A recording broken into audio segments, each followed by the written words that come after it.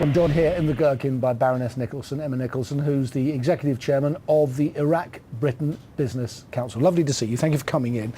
Let's just go over that Newswire report. 60 people killed, coordinated attacks targeting markets, restaurants and bus stops. Why would any sane British citizen want to do business there? Well, the Iraq-Britain Business Council has about 46 of the sanest international businesses based out of London and out of Aberdeen and out of Britain, all operating successfully inside Iraq today, and more will join them.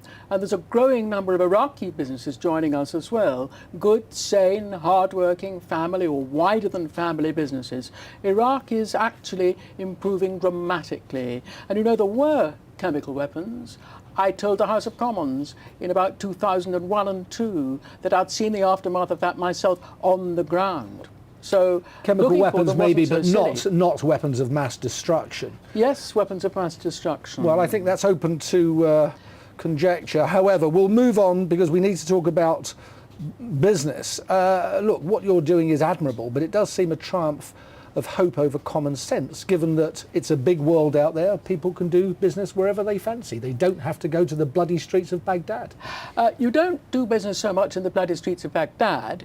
You do it in Basra, in the marshlands where the oil and the gas are, and you also do it in the north. Of course, you do some business in Baghdad, and Baghdad is, after all, an enormously powerful city. Basra is probably going to be the hub of the oil world in a very few years' time, and of the gas world as well, the second largest reserves in the world. And if you look at El Manjoun oil field, for example, the Anglo-Dutch Shell gave a big conference on this the day before yesterday, and I was there in Basra.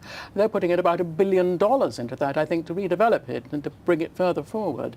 The figures are massive, but on top of that, the ordinary people, I have to say that their gratitude is immense. Is that true? Because, I mean, clearly, in order for trade to happen, there has to be goodwill on both sides. There are many, many Iraqis who loathe the ground we stand on.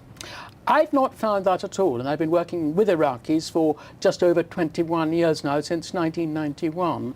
I've found the very opposite. I think they want more of Britain and more of our help and more support and more investment. I don't see this anywhere I go, and I've spent 2.5 weeks in February inside Iraq from top to bottom. Well, as you told me before we came on air, you were in Iraq only yesterday.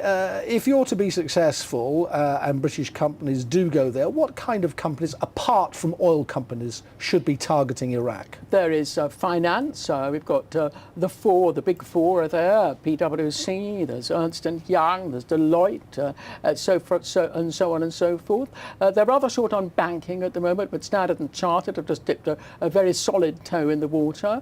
And of course there is the construction infrastructure. If you look at companies like Kier Group, like CCC, some of the huge construction companies, McDonald, HWH, for example, all of these companies, and the London government chemists, LGC, moving in on the health side, all of these happen to be members of IBBC, but that's not the real point. The point is there's loads of opportunity there, and business goes where opportunity is.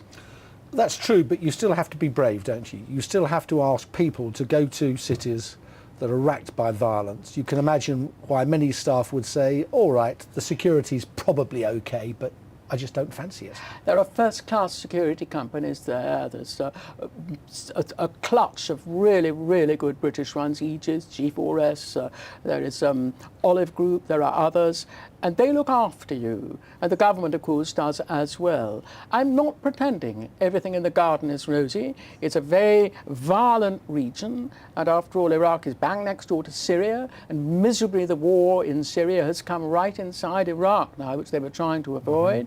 There's also turmoil if you look at the Islamic Republic of Iran with all of the sanctions. This is not an easy area, but Iraq has the capability to be stable and democratic, and in 3 weeks' time there's going to be the fourth, what I hope will be a free and fair democratic election. You can see the posters up, you can see people out in the streets. One of my own staff is out there standing for council. I wish he wasn't, because I'd rather better staff member. So democracy is on the way, the free market, the rule of law, all right, not there yet, but my goodness me, they're coming. A message of optimism from Baroness Nicholson.